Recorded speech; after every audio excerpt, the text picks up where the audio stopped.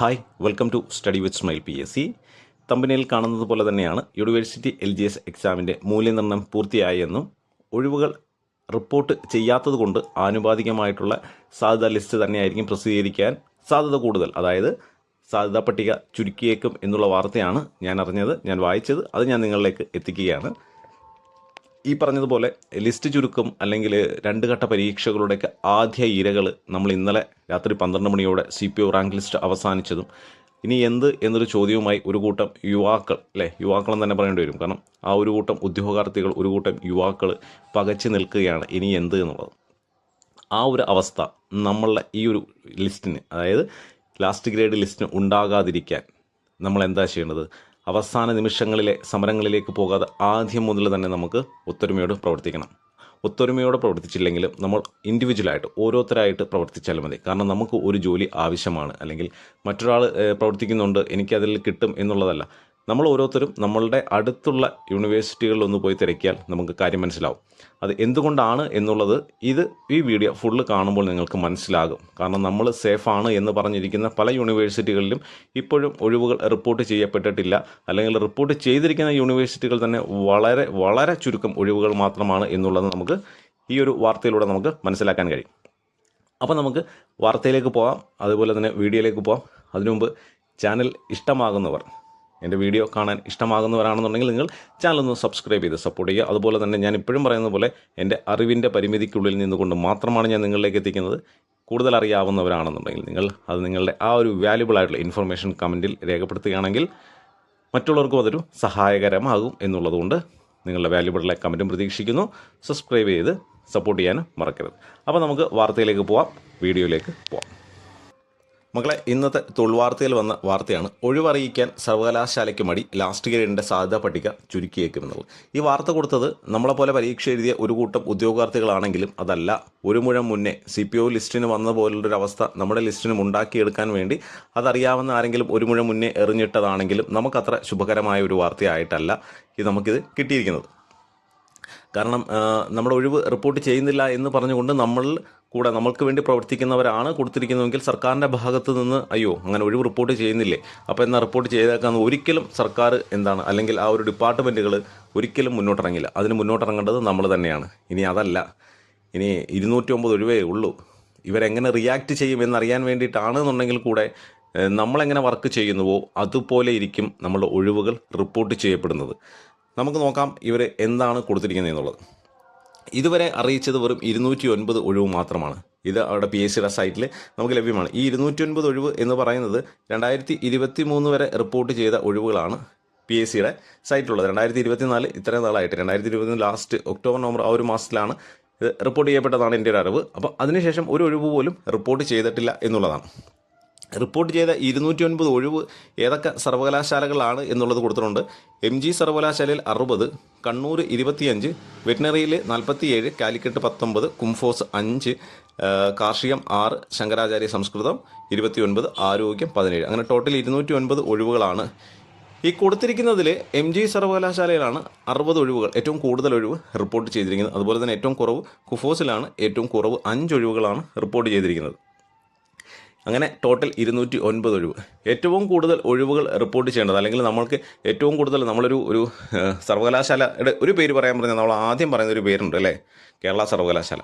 കേരള സർവകലാശാലയിൽ ഒരു ഒഴിവ് പോലും റിപ്പോർട്ട് ചെയ്യപ്പെട്ടിട്ടില്ല എന്നുള്ള ഒരു രസകരമായ സംഭവം, അതുപോലെ തന്നെ നമ്മളെ പേടിപ്പെടുത്തുന്ന ഒരു സംഭവം നമ്മൾ മനസ്സിലാക്കേണ്ടതാണ്. കാരണം ഇവിടെ പ്രത്യേകം കൊടുത്തിട്ടുണ്ട്, കേരള സർവകലാശാല ഒരെണ്ണം പോലും റിപ്പോർട്ട് ചെയ്തിട്ടില്ല. അതുപോലെ തന്നെ കുസാറ്റ്, സാങ്കേതികം, ടെക്നിക്കൽ, നിയമം, മലയാളം എന്നീ സർവകലാശാലകളിലും ഒഴിവ് റിപ്പോർട്ട് ചെയ്യേണ്ടതായിട്ട് ഉണ്ട്, അല്ലെങ്കിൽ അവർ റിപ്പോർട്ട് ചെയ്തിട്ടില്ല എന്നുള്ളതാണ്. അപ്പോൾ കേരള സർവകലാശാലയൊന്നും ഇതുവരെ ഈ ഒരു ലാസ്റ്റ് ഗ്രേഡ് തസ്തികയിൽ ആളെ വെച്ചിട്ടില്ലെന്നാണോ നിങ്ങൾ വിശ്വസിക്കുന്നത്, അല്ലെങ്കിൽ അങ്ങനെ അവിടെ ഒരു തസ്തിക ഇല്ലെന്നാണോ വിശ്വസിക്കുന്നത്? അല്ല, അവിടെയാണ് നമുക്കുള്ള ട്രാപ്പ് എന്ന് ഞാൻ പറയുന്നത്, അല്ലെങ്കിൽ നമുക്കുള്ള പണി മക്കളെ. അവിടെ താൽക്കാലികമായി ജോലി ചെയ്യുന്ന ഒരുപാട് പേരുണ്ട്. അല്ലെങ്കിൽ ഈ സർവകലാശാല ഈ 209 ഒഴിവുകൾ മാത്രമല്ല അവിടെയുള്ളത്. കാരണം അവിടെ താൽക്കാലികമായി ജോലി ചെയ്യുന്നവർ അവരുടെ സേഫ് സോണിൽ നിർത്തിക്കൊണ്ട് ബാക്കിയുള്ള ഒഴിവുകൾ മാത്രമാണ് റിപ്പോർട്ട് ചെയ്തിരിക്കുന്നത്. അങ്ങനെ ആകാം, കാരണം നമ്മൾ കാണുന്നതല്ല കാര്യങ്ങൾ. ഞാൻ നേരത്തെ ഇതിനു മുമ്പ് ഒരു വീഡിയോയിൽ ഒരു വെരിഫൈഡ് ഗ്രൂപ്പിൻ്റെ, അല്ലെങ്കിൽ ഇതിനു വേണ്ടി പ്രവർത്തിക്കുന്ന ഒരു കൂട്ടം അഡ്മിൻസ്, വളരെ ആത്മാർത്ഥമായി പ്രവർത്തിക്കുന്ന ഒരു കൂട്ടം ആൾക്കാരുടെ ഗ്രൂപ്പിൻ്റെ കാര്യങ്ങളൊക്കെ പറഞ്ഞിരുന്നു. അവരുടെ പ്രവർത്തനങ്ങളിൽ നിന്നൊക്കെ നമുക്ക് മനസ്സിലാവുന്നത് എന്താണ്, ഒരുപാട് ആൾക്കാർ അവിടെ താൽക്കാലികമായി ജോലി ചെയ്യുന്നുണ്ട് എന്നുള്ളതാണ്. അപ്പോൾ അവരുടെ ഒരു സേഫ് സോൺ നോക്കിയിട്ടാണ് എന്ത് ചെയ്യുന്നത്, ബാക്കിയുള്ള ഒഴിവുകൾ റിപ്പോർട്ട് ചെയ്യുന്നത്. കേരള സർവകലാശാലയിൽ ഒരു ഒഴിവ് പോലും റിപ്പോർട്ട് ചെയ്തിട്ടില്ല എന്ന് പറയുമ്പോൾ കേരള സർവകലാശാലയിൽ ഒരു ഒഴിവ് പോലും ലാസ്റ്റ് ഗ്രേഡ് തസ്തികയ്ക്ക് ഇല്ല എന്ന് വിശ്വസിക്കാതിരിക്കാൻ നമുക്ക് കഴിയുമോ? ഇല്ല. പക്ഷേ ഒരു ഒഴിവ് പോലും റിപ്പോർട്ട് ചെയ്യപ്പെടുന്നില്ല എന്നുള്ളതാണ്. അതിൻ്റെ വർക്കിലാണ്, പ്രോഗ്രസ്സിലാണ് എന്നൊക്കെയുള്ള മറുപടിയാണ് RTIക്ക് ലഭിക്കുന്നത് എന്നുള്ളതാണ് നമുക്കറിയാൻ കഴിഞ്ഞത്.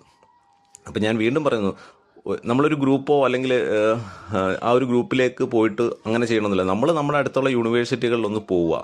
ദിവസം ഒരാളൊന്ന് പോയി കഴിഞ്ഞാൽ, ഞാൻ നേരത്തെ പറഞ്ഞതുപോലെ 48,513 പേർ മുഖ്യ പരീക്ഷ എഴുതി. ആ പരീക്ഷ എഴുതിയവരൊന്നും പഠിക്കാത്തവരല്ല, നല്ല രീതിയിൽ പഠിച്ചെഴുതിയവർ തന്നെയാണ്. കാരണം നമ്മൾ 2 ഘട്ട പരീക്ഷ നടത്തി 2ാം ഘട്ടത്തിലേക്ക് മെയിൻ എക്സാമിലേക്ക് മാത്രമാണ് 48,000 പേര് വന്നത്. ഒരാൾ ഒരു ദിവസം ഒരു സർവകലാശാലയിൽ കയറി ഇറങ്ങിയാൽ തീരാവുന്ന പ്രശ്നമേ ഉള്ളൂ. ആദ്യമൊക്കെ അവർ മുഖം തിരിക്കും, പക്ഷേ പോയി കഴിഞ്ഞാൽ മാത്രമാണ് ഒരു കൂട്ടം. ഇപ്പം നിങ്ങളടുത്ത് ചോദിക്കുമ്പോൾ, അല്ലെങ്കിൽ നമ്മളിപ്പോൾ ഒരു ഗ്രൂപ്പുമായിട്ട് ഒരു ബന്ധമില്ലെങ്കിൽ തന്നെ നമ്മുടെ കൂടെ ഒരു ഗ്രൂപ്പ് ഓഫ് ആൾക്കാരുണ്ട് എന്നുള്ളത് അവരെ ഒന്ന് അറിയിച്ചാൽ തന്നെ അവർ ചിലപ്പോൾ ആദ്യമൊന്നും നമ്മളോട് സഹകരിച്ചില്ലെങ്കിൽ പതിയെ അവർക്ക് സഹകരിക്കേണ്ടതായിട്ട് വരും. അതുകൊണ്ട് വളരെ കൃത്യമായ ഒരു അന്വേഷണത്തിലൂടെ അല്ലെങ്കിൽ വളരെ കൃത്യമായ ഒരു വേയിലൂടെ മാത്രമേ നമുക്ക് ഈ ഒഴിവുകൾ റിപ്പോർട്ട് ചെയ്യിച്ച് എടുക്കാൻ സാധ്യമാകുകയുള്ളൂ. നമ്മൾ ഇതിൻ്റെ നോട്ടിഫിക്കേഷൻ വന്ന അന്ന് മുതൽ നമ്മൾ അറിഞ്ഞും അറിയാതെയും, ഞാൻ പറഞ്ഞതുപോലെ അറിഞ്ഞും അറിയാതെയും പറഞ്ഞും പറയാതെയും നമ്മൾ പറയുന്നതാണ് എത്രയാണ് 1000-ഓളം ഒഴിവുകൾ ഇതിൽ ഉണ്ട് എന്നുള്ളത്. പക്ഷേ ഇതുവരെ 209 ഒഴിവുകൾ മാത്രമാണ് റിപ്പോർട്ട് ചെയ്യപ്പെട്ടിട്ടുള്ളത്. PSC സംബന്ധിച്ചിട്ട് റിപ്പോർട്ട് ചെയ്ത ഒഴിവുകൾക്ക് കൂടി പരിഗണിച്ചാണ് സാധ്യതാ പട്ടിക തയ്യാറാക്കുള്ളത്. അതായത് 209 ഒഴിവ് റിപ്പോർട്ട് ചെയ്തുകൊണ്ട് അതിന് ആനുപാതികമായിട്ടാണ് സാധ്യതാ പട്ടിക തയ്യാറാക്കാൻ കൂടുതൽ സാധ്യത എന്നുള്ളതാണ് പറഞ്ഞിരിക്കുന്നത്. സർവകലാശാല ഒഴിവുകൾ റിപ്പോർട്ട് ചെയ്യാത്തതിനാൽ സാധ്യതാ പട്ടിക PSC ചെറുതാക്കുമോ എന്ന ആശങ്കയിലാണ് ഉദ്യോഗാർത്ഥികൾ. തീർച്ചയായും അങ്ങനെ തന്നെ ആയിരിക്കും. കാരണം അവർക്ക് കൊടുത്തിരിക്കുന്ന വേക്കൻസിക്ക് ആനുപാതികമായിട്ടുള്ള ലിസ്റ്റ് മാത്രമേ പബ്ലിഷ് ചെയ്യാൻ അനുവാദമുള്ളൂ, അല്ലെങ്കിൽ ആ ഒരു രീതിയിൽ മാത്രമേ പോകുള്ളൂ. സോ നമുക്ക് ഈ 209 എന്നുള്ളത് ഒരു 1000+ എത്തിക്കണമെങ്കിൽ നമ്മൾ വളരെ കഷ്ടപ്പെട്ട് തന്നെ പണിയെടുക്കണം. ഇല്ലെങ്കിൽ നമ്മൾ ഇന്നലെ കണ്ടതാണ്, നമ്മുടെ കൺമുന്നിൽ നമ്മൾ സമരം ചെയ്യാത്ത നമ്മൾ പോലും ഇല്ലേ, ഒരു വേക്കൻസിയെങ്കിലും ഒന്ന് റിപ്പോർട്ട് ചെയ്ത് അതിൽ ഒരാൾക്കെങ്കിലും ഒന്ന് ജോലി കൊടുക്കണമെന്ന് നമ്മൾ മനസ്സുരുക്കി പ്രാർത്ഥിച്ചിട്ടുണ്ടാവും, നമ്മൾ മനസ്സുകൊണ്ട് ആഗ്രഹിച്ചിട്ടുണ്ടാവും. 12 മണിക്കുള്ളിൽ നമ്മൾ സിനിമകളിലൊക്കെ കാണുന്ന പോലെ ഒരു ക്ലൈമാക്സ് ട്വിസ്റ്റ്, ഒരുപാട് പ്രതീക്ഷയിലൊക്കെ ഞാനൊക്കെ ഉണ്ടായിരുന്നു കേട്ടോ. ഒരു 12 മണിക്ക് മുമ്പ് ചിലപ്പോൾ വേക്കൻസികൾ റിപ്പോർട്ട് ചെയ്ത് ലാസ്റ്റ് മൊമെൻറ്റിലെങ്കിലും അവർക്ക് കൊടുക്കുമെന്നുള്ളത്. പക്ഷേ ഒന്നും സംഭവിച്ചില്ല, മിറാക്കിളൊന്നും സംഭവിച്ചില്ല. ആസ് യൂഷ്വൽ ആ ലിസ്റ്റ് ക്യാൻസൽ ആവുകയുണ്ടായി. ഒരു കൂട്ടം യുവാക്കളാണ് അതിന് ഇരയായത് എന്നുള്ളതാണ്. ഇനി നെക്സ്റ്റ് എന്ത് എന്നുള്ളതിൽ ആ ഫോഴ്സിലേക്കുള്ളതായാലും എങ്ങനെയായാലും ഏജ് ഓവറായി നിൽക്കുന്നവരാണ്. അവർ വാട്ട്സ് നെക്സ്റ്റ് എന്നുള്ളത് അവർക്ക് പോലും അറിയില്ല. ആ ഒരു അവസ്ഥ നമുക്ക് വരാതിരിക്കാൻ നമ്മളിപ്പോഴേ പണിയെടുത്ത് തുടങ്ങണം. എങ്കിൽ മാത്രമേ നമുക്ക് ആ ഒരു പണിയിൽ കയറാൻ കഴിയുള്ളൂ എന്ന് മനസ്സിലാക്കാം. അപ്പോൾ അങ്ങനെ നോക്കുകയാണെങ്കിൽ 209 ഒഴിവെന്നുള്ളത് 1000 ഒഴിവാക്കുന്നതിന് ഒരുപാട് പണിയെടുക്കേണ്ടി വരും. പക്ഷെ ഒരാൾ ഒരു ദിവസം ഒന്ന് ഏതെങ്കിലും നിങ്ങളുടെ അടുത്തുള്ള യൂണിവേഴ്സിറ്റികളിലൊക്കെ ഒന്ന് പോയി നമ്മൾ ഒരു ടീം ഇതിനുണ്ട്, അല്ലെങ്കിൽ നമ്മൾ അന്വേഷിച്ച് വരുന്നുണ്ട്, നമുക്കത് ആവശ്യമാണ് എന്നവരെന്ന് പറഞ്ഞ് പേടിപ്പിച്ചാൽ തന്നെ ചിലപ്പോൾ അതൊന്ന് റിപ്പോർട്ട് ചെയ്യപ്പെട്ടേക്കാം എന്നാണ് എൻ്റെ ഒരു വിശ്വാസം. അങ്ങനെ ആയിരിക്കണം അങ്ങനെ റിപ്പോർട്ട് ചെയ്യപ്പെടേണ്ടത് എന്നുള്ളത്. കാരണം അല്ലാതെ ഈ ഡിപ്പാർട്ട്മെൻറ്റുകൾ അല്ലെങ്കിൽ സർവകലാശാലകൾ കൊണ്ടുപോയി വേക്കൻസി കൊടുക്കുമെന്നോ അല്ലെങ്കിൽ PSC ചോദിച്ചു വാങ്ങുന്നൊന്നുമില്ല. PSCക്ക് വന്ന വേക്കൻസിക്ക് ആനുപാതികമായിട്ടായിരിക്കും അവർ സാധ്യത പട്ടിക ഇടാൻ കൂടുതൽ ഒരു സാധ്യത വരുന്നത്. ഇനി അടുത്ത പറഞ്ഞിരിക്കുന്നത് നമുക്കറിയാവുന്ന തന്നെയാണ് അല്ലേ, 52,879 പേര് പ്രാഥമിക പരീക്ഷയിലേക്ക് വിജയിക്കും. അതിൽ 48,513 പേർ മുഖ്യ പരീക്ഷ എഴുതാൻ വന്നു എന്നുള്ളതൊക്കെയാണ്. ഫെബ്രുവരി 7 പരീക്ഷ നടത്തി എന്നുള്ളതും, അതുപോലെ തന്നെ മാർച്ച് 7 അതായത് ഫൈനൽ ആൻസർ കീ പ്രസിദ്ധീകരിച്ചു. 6 ചോദ്യങ്ങൾ ഒഴിവാക്കിയും 3 ഉത്തരങ്ങൾ തിരുത്തിയും 94 മാർക്കിന് മൂല്യനിർണ്ണയം പൂർത്തിയാക്കി എന്നുള്ളതാണ്. സാധ്യതാ പട്ടിക വൈകാതെ പ്രസിദ്ധീകരിക്കും ഇല്ലേ. അതാണ് ഞാൻ പറഞ്ഞത്, 94 മാർക്കിന് നിർത്തിയ മൂല്യനിർണ്ണയം പൂർത്തിയാക്കിയിട്ടുണ്ട് എന്നുള്ളതാണ്. അപ്പോൾ നമ്മുടെ എല്ലാം പൂർത്തിയാക്കി നമ്മുടെയൊക്കെ വിധി ഇങ്ങനെ അവിടെ അടുക്കി വെച്ചേക്കാണ്. അപ്പം സാധ്യതാ പട്ടിക ഉടൻ തന്നെ പ്രസിദ്ധീകരിക്കും.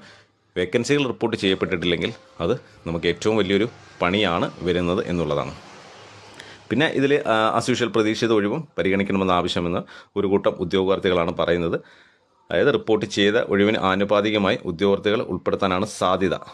ഞാൻ നേരത്തെ പറഞ്ഞതുപോലെ ആദ്യ വിജ്ഞാപനമായതിനാൽ റിപ്പോർട്ട് ചെയ്ത ഒഴിവിന് ആനുപാതികമായി ഉദ്യോഗാർത്ഥികൾ ഉൾപ്പെടുത്താനാണ് സാധ്യത. മുൻപ് സർവകലാശാലകളിൽ നേരിട്ടാണ് ഈ തസ്തികയിൽ നിയമനം നടത്തിയിരുന്നത്. അതിനാൽ മുൻപത്തെ നിയമനങ്ങളുടെ അടിസ്ഥാനത്തിൽ PSCക്ക് പ്രതീക്ഷിത ഒഴിവ് കണക്കാക്കാനാകില്ല. മുമ്പൊരു ലിസ്റ്റ് ഉണ്ടായിരുന്നെങ്കിൽ എങ്ങനെയായിരുന്നു അതിൻ്റെ നിയമനം നോക്കിയിട്ടാണ് ഒരു പ്രതീക്ഷിത ഒഴിവ് കണക്കാക്കുന്നത്. പക്ഷേ ഇപ്പോൾ അങ്ങനെ പ്രതീക്ഷിത ഒഴിവല്ല. ഇപ്പോൾ ഇവർ കൊടുക്കുന്ന ഒഴിവ് എത്രയാണോ 209 ആണെങ്കിൽ അതിന് ആനുപാതികമായി ഇടാൻ സാധ്യതയുള്ളൂ. അതിനാൽ പക്ഷേ ഇനി വരും ഒഴിവുകൾ, അല്ലെങ്കിൽ നമ്മൾ പറയുന്നില്ലേ അടുത്ത് ഇനി വേരിയസ് LGS വരുമ്പോൾ അല്ലെങ്കിൽ LDC വരുമ്പോൾ ഇതിൽ ആദ്യ റാങ്കുകാരൊക്കെ അതിലും ഉണ്ടാകാം. ഒരു പക്ഷേ അവരവരുടെ ജില്ലകളിലാണെങ്കിൽ ഇതിലേക്ക് മാറിപ്പോകാം. അങ്ങനെയാണെന്നുണ്ടെങ്കിൽ വേക്കൻസി വീണ്ടും വരാം. അതിനാൽ ലിസ്റ്റ് അത് പ്രതീക്ഷിത ഒഴിവും കൂടെ കണക്കാക്കിയിട്ട് ഒരു ലിസ്റ്റ് ഇടണമെന്നൊക്കെ ഒരു കൂട്ടം ഉദ്യോഗാർത്ഥികൾ പറഞ്ഞിട്ടുണ്ട്. അതുപോലെ തന്നെ PSCക്ക് നിവേദനവും നൽകിയിട്ടുണ്ട്. അത് ആ ഗ്രൂപ്പ് തന്നെ ആവാനാണ് സാധ്യത. അങ്ങനെയാണ് കൊടുത്തിരിക്കുന്നത്. അപ്പോൾ അറിഞ്ഞൊരു വാർത്ത അത്ര ശുഭകരമല്ല എന്നെനിക്കറിയാം. പക്ഷേ നമ്മളൊന്ന് പരിശ്രമിച്ചാൽ അത് ശുഭകരമാക്കി എടുക്കാം എന്നുള്ളതേ ഉള്ളൂ. സോ വീണ്ടും ഞാൻ പറയുന്നു, നമ്മൾ ഒന്ന് ഇതിനെ ആത്മാർത്ഥമായി കാണുന്നവരെ അല്ലെങ്കിൽ ഇതിനെ സീരിയസ് ആയി കാണുന്നവരാണെങ്കിൽ അടുത്തടുത്ത യൂണിവേഴ്സിറ്റികളിലേക്ക് ഒന്ന് പോയിട്ട് ഒരു വിവരാവകാശം വെക്കാം. അതുപോലെ തന്നെ അന്വേഷണം നടത്താം. അപ്പോൾ നമ്മൾ ഇതിന് വർക്ക് ചെയ്യുന്നുണ്ടെന്ന് അവർക്കൊരു തോന്നൽ വന്നു കഴിഞ്ഞാൽ ഒരു പക്ഷേ എന്തെങ്കിലുമൊക്കെ നമുക്ക് പോസിറ്റീവായിട്ടുള്ള ന്യൂസുകൾ കിട്ടും. നമ്മൾ ഓരോരുത്തരും റാങ്ക് ലിസ്റ്റ് ഉൾപ്പെടണം എന്നുള്ളതാണ് എല്ലാവരുടെയും ആഗ്രഹം. അപ്പോൾ അതിനൊക്കെ ഒരു പോസിറ്റീവായിട്ട് ന്യൂസ് കിട്ടും എന്ന് ഞാൻ പ്രതീക്ഷിക്കുന്നു. ഇതിൻ്റെ എല്ലാ ദിവസവും ഇതിൻ്റെ പുറകിൽ പോകണമെന്നല്ല നമ്മൾ പറയുന്നുണ്ടല്ലോ. ഓരോ ദിവസം ഒരാൾ എന്ന രീതിയിൽ കണക്കാക്കിയല്ല, 48,000 പേരില്ലേ അങ്ങനെയുള്ളൂ. കാരണം ഇനി വരുന്ന പരീക്ഷയ്ക്ക് ഇതിൻ്റെ പുറകിൽ പോയി വരുന്ന പരീക്ഷകൾക്ക് പഠിക്കേണ്ട എന്നല്ല. വരുന്ന പരീക്ഷകൾക്ക് നല്ലതുപോലെ പഠിക്കുക. നമുക്ക് ടെൻഷൻ ഇല്ലാതെ നമുക്ക് ഞാൻ സേഫ് സോണിലാണ് എന്ന് തോന്നുന്ന ഒരു മാർക്കിലേക്ക് എത്തുന്നത് വരെ നമ്മൾ നല്ല രീതിയിൽ പഠിച്ചുകൊണ്ടിരിക്കുക. അതുപോലെ തന്നെ അഡ്വൈസ് കിട്ടി ഒപ്പിട്ട് ആ ഡിപ്പാർട്ട്മെൻറ്റിൽ കയറുന്നവരെ PSCയുടെ പഠനം സീരിയസ് ആയിട്ടാണ് നോക്കുന്നതെങ്കിൽ പഠനം നിർത്തുകയും ചെയ്യരുത്. അപ്പം ഇന്ന് ഇത്രയേ ഉള്ളൂ. ഞാൻ ഈ വാർത്ത അറിഞ്ഞതുകൊണ്ട് നിങ്ങളിലേക്ക് എത്തിക്കുക, അല്ലെങ്കിൽ നമ്മൾ അറിഞ്ഞതുകൊണ്ട് നിങ്ങളിലേക്ക് എത്തിക്കുന്നു എന്നുള്ളത് മാത്രമേ ഉള്ളൂ. കാരണം നമ്മൾ സേഫാണ് അല്ലെങ്കിൽ ആ ഒഴിവ് റിപ്പോർട്ട് ചെയ്തോളും എന്ന് വിചാരിച്ചിരിക്കുന്നത് തെറ്റാണ്. കാരണം ഒഴിവുകളൊന്നും അങ്ങനെ ആരും എടുത്തുകളില്ല. ഞാൻ പറഞ്ഞല്ലോ, ഏറ്റവും കൂടുതൽ ഒഴിവുകളുള്ള കണക്കാക്കുന്ന കേരള സർവകലാശാല ഒരെണ്ണം പോലും റിപ്പോർട്ട് ചെയ്തിട്ടില്ല എന്നുള്ളത് പറയുമ്പോൾ നമുക്ക് മനസ്സിലാക്കാം അല്ലേ എന്താണ് അവിടെ നടക്കുന്നത് എന്ന്.